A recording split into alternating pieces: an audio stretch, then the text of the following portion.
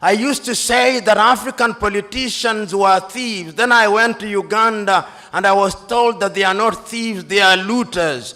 And when I went to Liberia last week, I was told they are not looters. I was told they are looters on an industrial scale.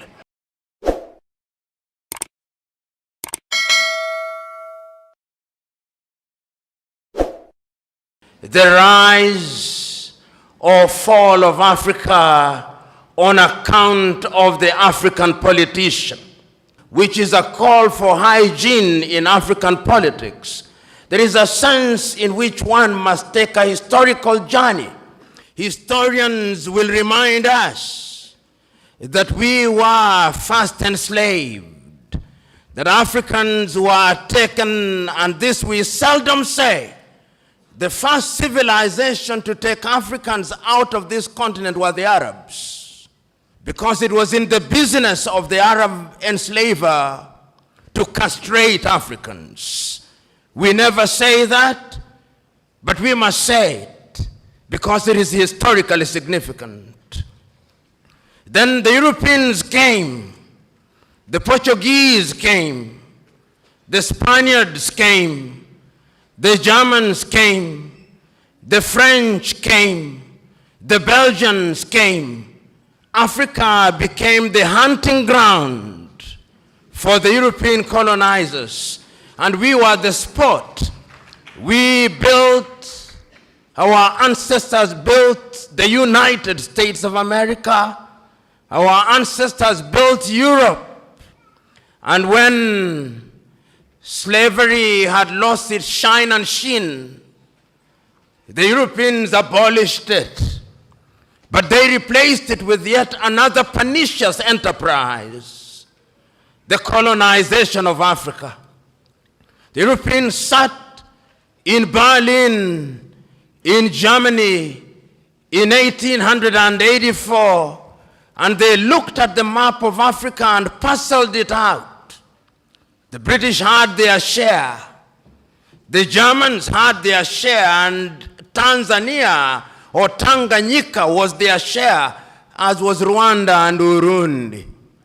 The Spaniards were Johnny-come-latelys in the arena, and they got little Equatorial Guinea and Southwest Africa.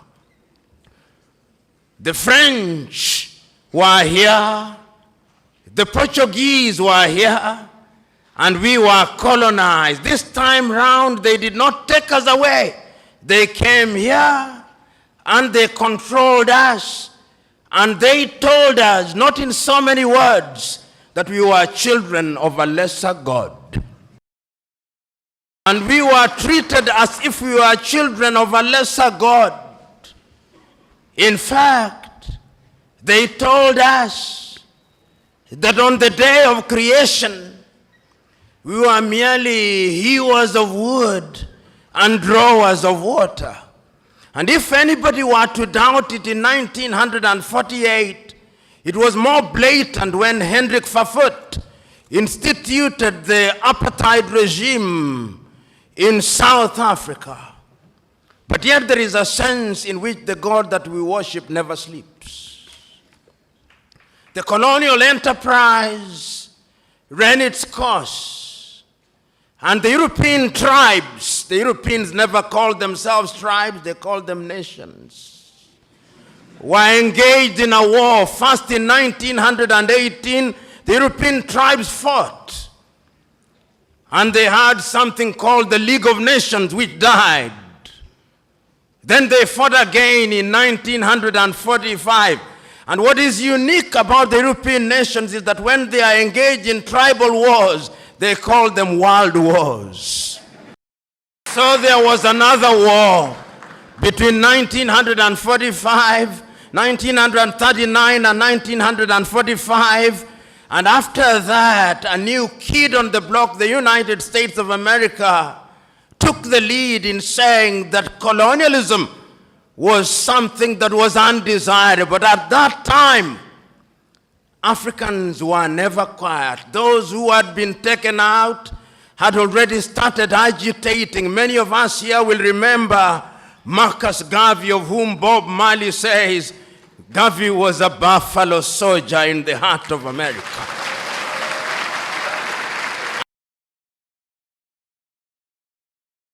And many of us will remember W.E.B. Du Bois. Many of us will remember that they started agitating that Africans must regain their dignity and their independence. But Africa was colonized, except Ethiopia, which they tried to take in 1938 and exiled Professor Dr. Haile Selassie. And unfortunately, they were defeated, as you remember, in the Battle of Adwa. Africa can defeat European tribes. This history is necessary that we are able to appreciate, so that the colonized nations which had now taken Africans thought that they were safe. They had taken Leopold Sédar Senghor from Senegal to Paris, and they thought that they were creating a little Frenchman. Little did they know that they were creating somebody who would want to overthrow them. They took Félix Houphouët-Boigny from Côte d'Ivoire, and they thought that they were creating somebody who would be subservient to them.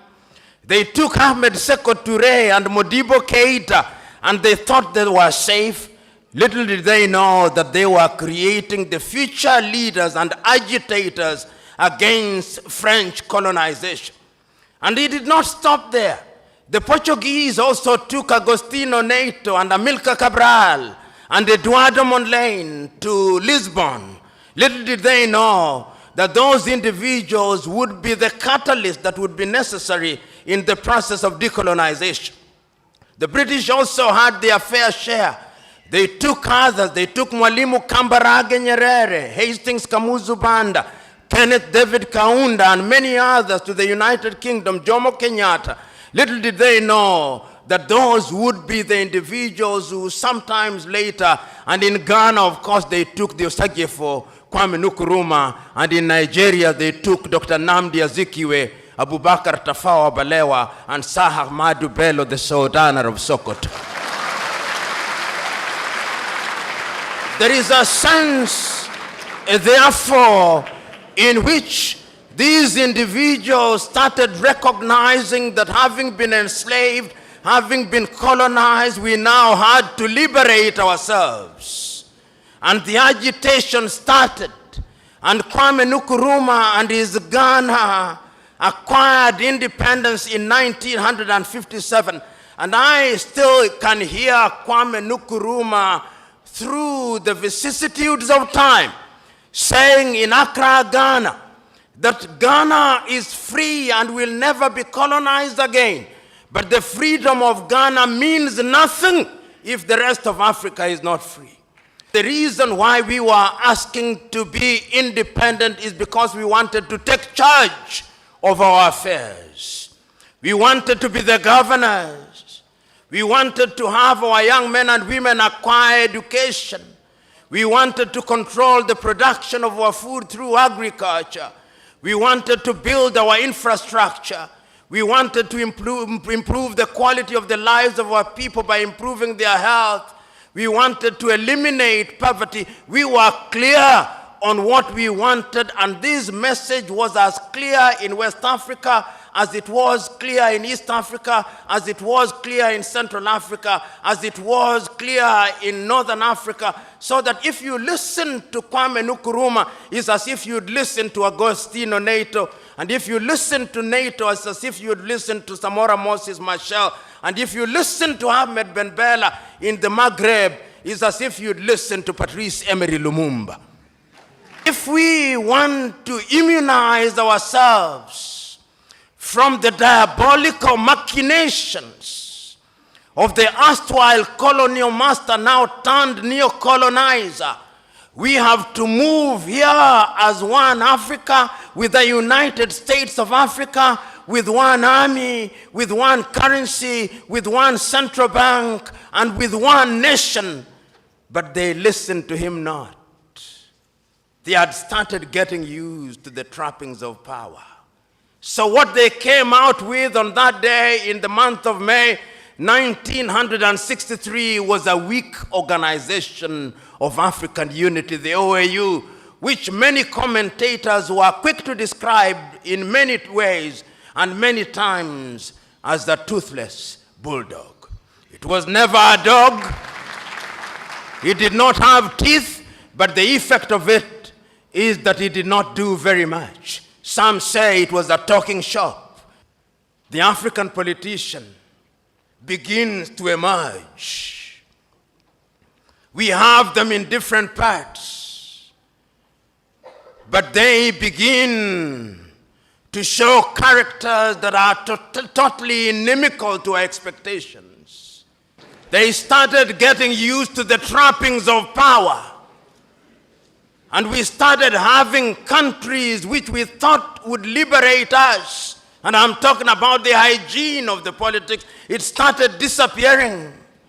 Many of these individuals now thought that they were demigods, suffering from what I call the Messiah complex, thinking that they had been brought to Africa to liberate her, and that they suffered from two major diseases. One of them is the martyr syndrome, and the other one is the Messiah complex. Africa started producing leaders that one cannot recognize. How many of you will forget Jean Bedel Bokassa of Central African Republic, that man who murdered little children in the streets because they did not buy uniform from his wife? That Jean Bedel Bokassa. How many of you will forget Mobutu Sese Seko Kumbendu Wanzambanga, who changed his country's name and presided over a kleptocratic regime? The Democratic Republic of Congo is the richest resource country on earth. Conservatively, it is said that under her belly she has minerals which is equivalent to 34.1 trillion United States dollars. And yet today, it is one of the poorest nations on earth. It is the only nation on earth which on the day of the election has its president saying, we know we ought to have elections, but we have no money to hold elections. When you see a country which has as its official name the Democratic Republic of Congo, know that there is no democracy. But that is not the point. The point is that who can forget Mobutu Sese Seko? Who can forget Idi Amin of Uganda? Who can forget Mengistu Haile Mariam of Ethiopia?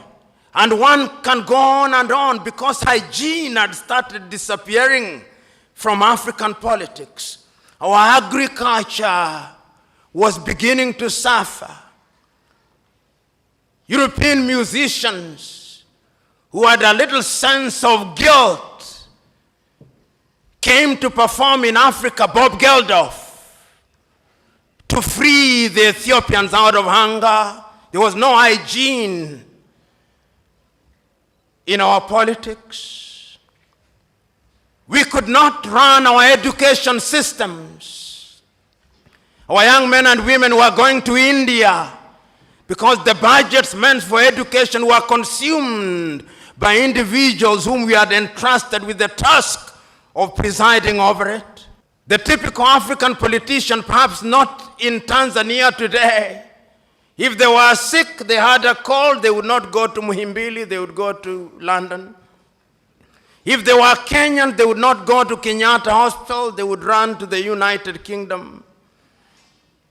Tragedy, no hygiene in our politics, because Africans had started engaging in theft. In fact, I used to say that African politicians were thieves. Then I went to Uganda and I was told that they are not thieves, they are looters. And when I went to Liberia last week, I was told they are not looters. I was told they are looters on an industrial scale. That is the logical metamorphosis of the African politician, whose appetite for public wealth is completely insatiable. Hygiene was disappearing from African politics. And we could see the effect of the disappearance of hygiene in African politics. But there was always the erstwhile colonial master to assist. Coup d'etats started visiting Africa.